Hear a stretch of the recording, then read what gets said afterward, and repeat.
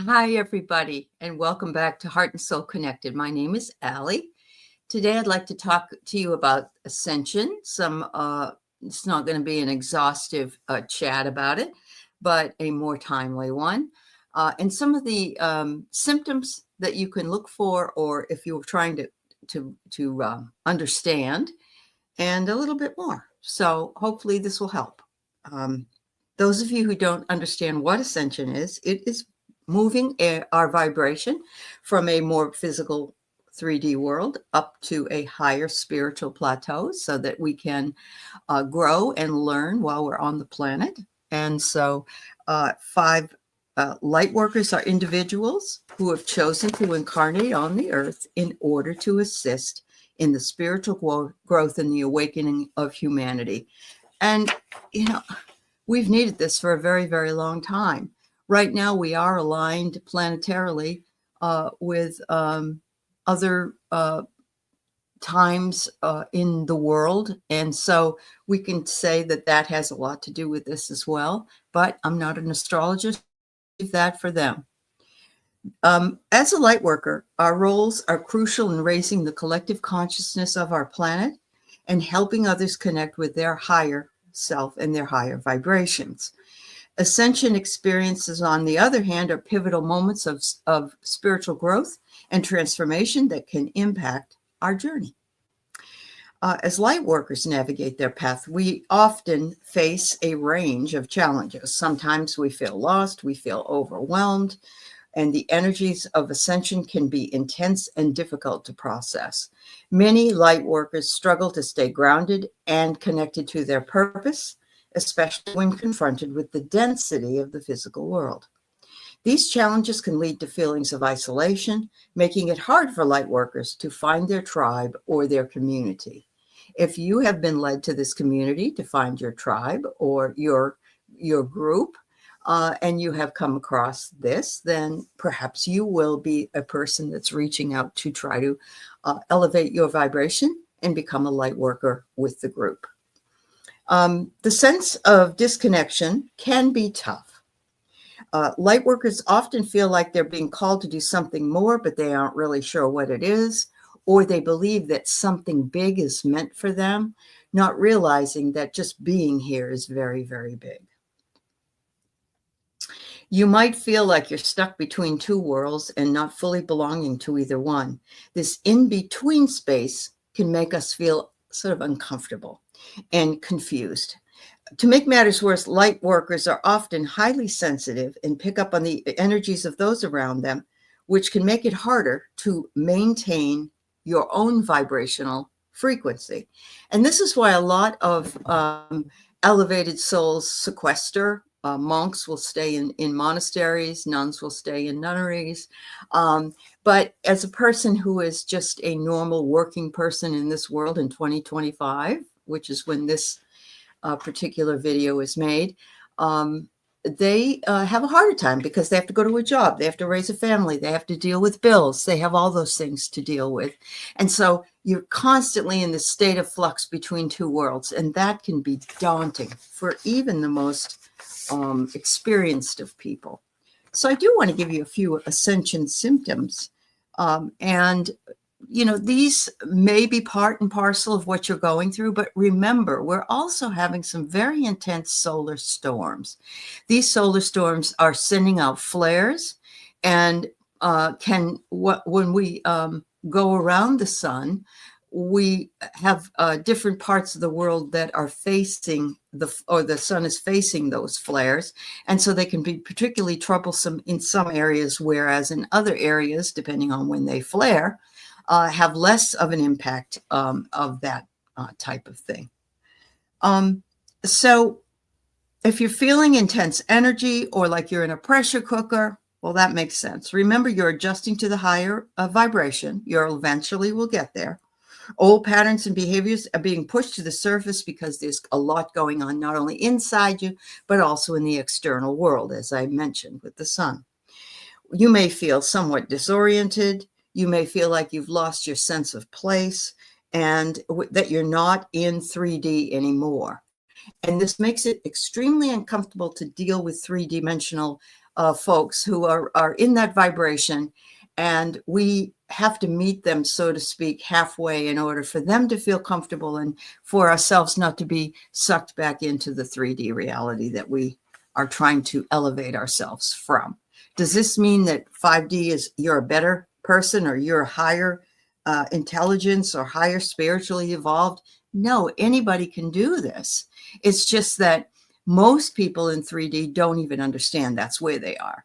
And they didn't come to the planet in this incarnation, apparently, to learn that, or not to learn it right now, anyway. You may have unusual aches and pains throughout your body, and I can attest to that, although being 70 probably doesn't really help too much either. You're purifying and releasing blocked energy. And a lot of us are saying we're either not sleeping at night or we're waking up between 2 and 4 a.m. Much is going on in our dream states. You can be there for long lengths of time, and you also need a break. There is a cleansing and releasing hour that happens between 2 and 4. So even if you get up to go to the bathroom and go back to bed, it's usually a break somewhere in the middle of the night, at least one. Memory loss has been touted as being a possible issue in vibrational energy in the shift as well. And sometimes you only vaguely remember things in the past. And I have to say that I'm going through that myself, whereas I can remember exactly where I was if I hear music from that time. I can actually extrapolate my experience, what I was doing, who I was with, how I was feeling. But if I want to talk about even a year ago, 2 years ago, I may have a problem. I forgot we did that. Yeah, I remember now. But your memory isn't the greatest. And of course, there are age-related memories that could be also pulling at you. Seeing and hearing things, and that's very possible. You may feel like you're sort of in between the yous.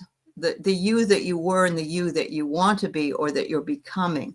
Well, don't let these things bother you if you're going through these things, because they will dissipate and you will become more brought together in an integration, in a whole. Sometimes you may feel out of body experiences, like someone's talking, but there's it's not you. You may hear voices, but usually it's interior.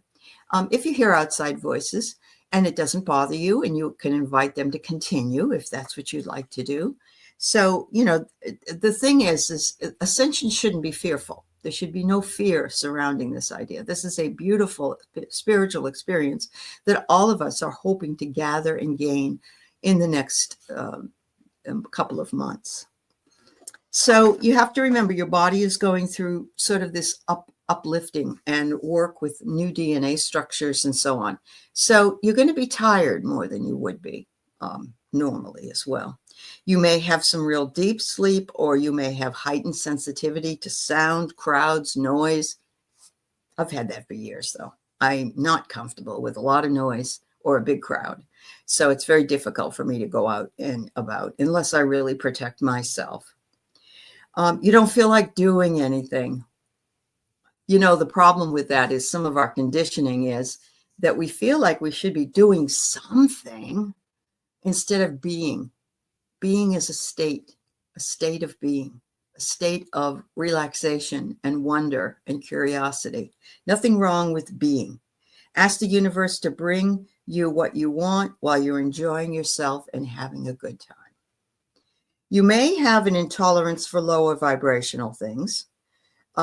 These structures of society, the chaos currently going on in the culture, may make you feel sick inside, and you really don't want to be around it, but you also don't want to be oblivious to what's going on, because you don't want to put your head in the sand and not realize, the destruction that is surrounding you. A loss of desire for food. You may have a sudden disappearance of friends or people that you used to vibrate with that you no longer vibrate with. You may have a whole new group. You absolutely cannot do certain things anymore. Sometimes it feels yucky just to do them. And those things might be going to parties, might be drinking, might be eating meat, might be you fill in the blank. If you don't want to do it anymore and you don't feel comfortable doing it anymore, don't do it anymore. And that's about the best I can say. I feel that way about going out and going in the car.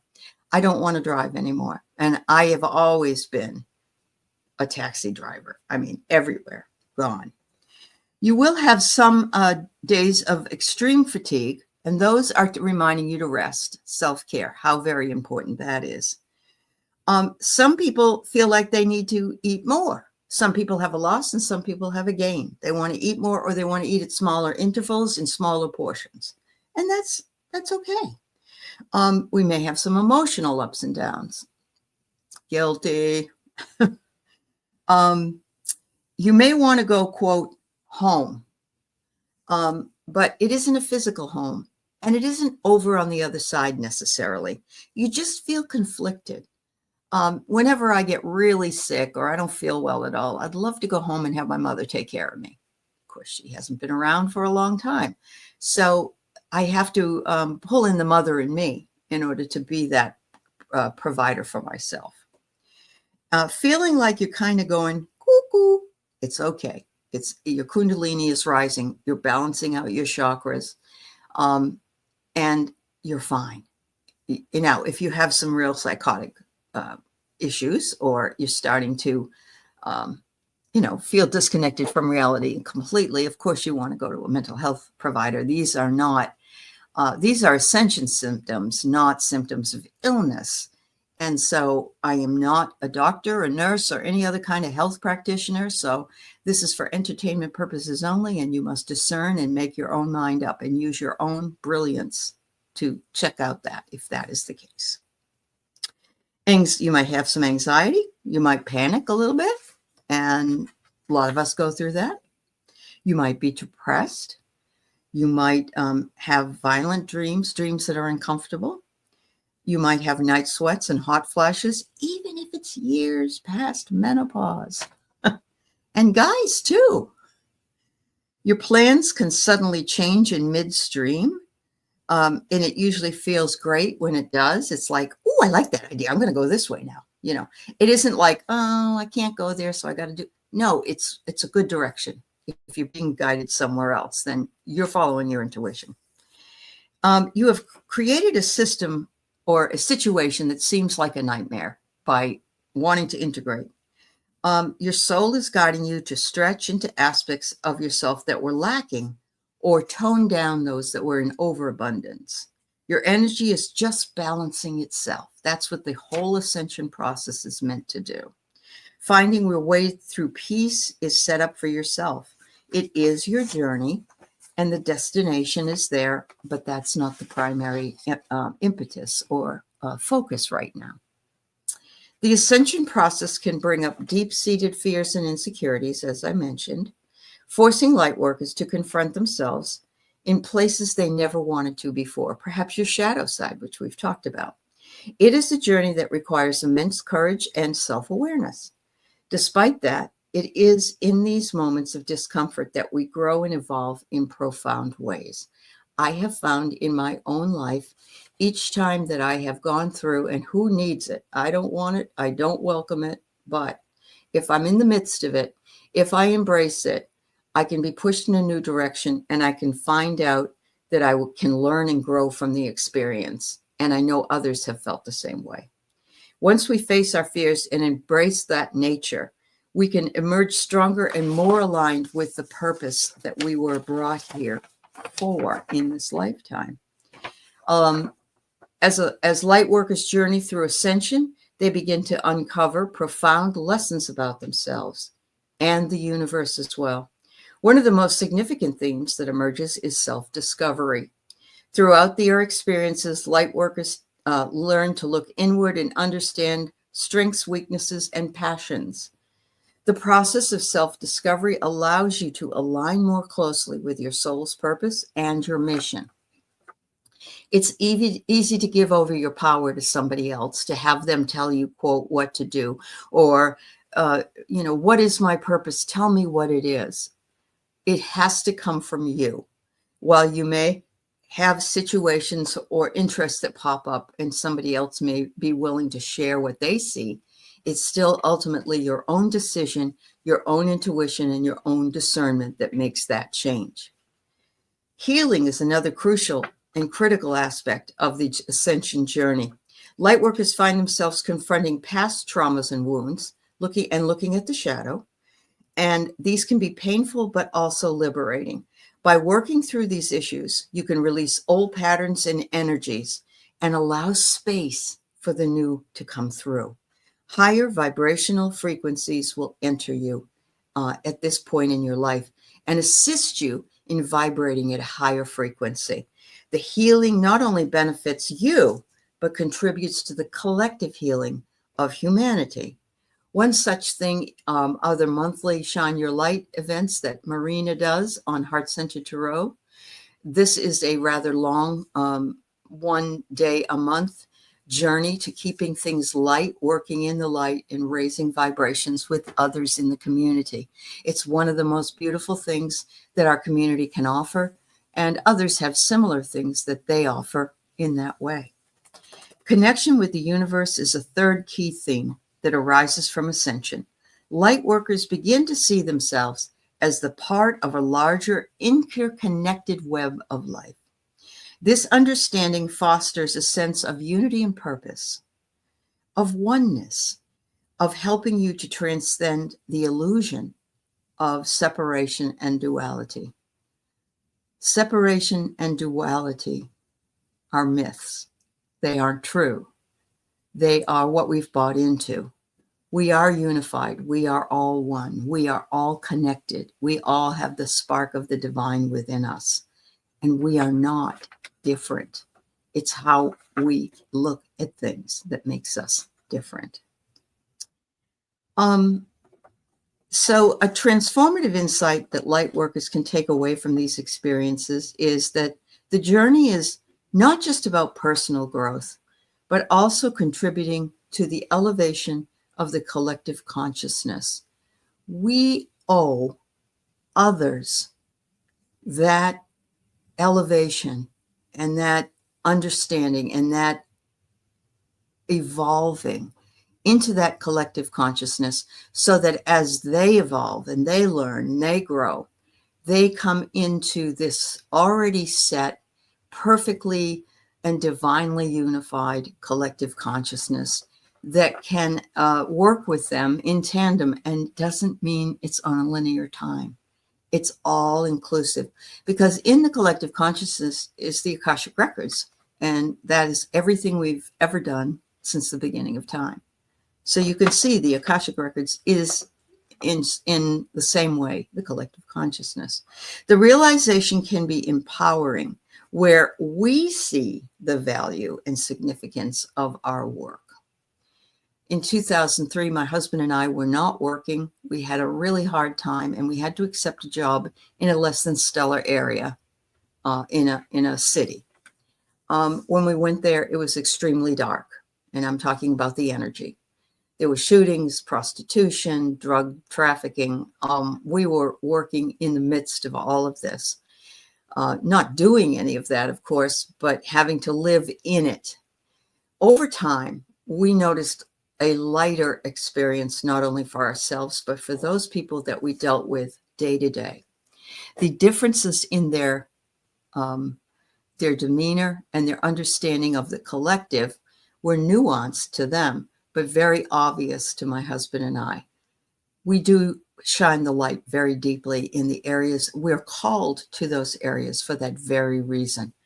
And we may not stay there for a long period of time, but while we are there, we carry the light. And there's a lot of people carrying the light in their community right now. By embracing the truth, Lightworkers can find new purpose and motivation. And it makes their efforts a tangible difference. You will notice eventually, but you'll notice when you're not looking. It will come from an epiphany that will come at some point in the midst of your day, and you'll go, oh, wow. You will. You begin to see yourself as a beacon of light, shining into a world that often seems dark and uncertain, and is dark and uncertain in very many places. This perspective allows you to stand tall in your power, unapologetically being who you are, the authentic being that you came here to be, and sharing your gifts with the world.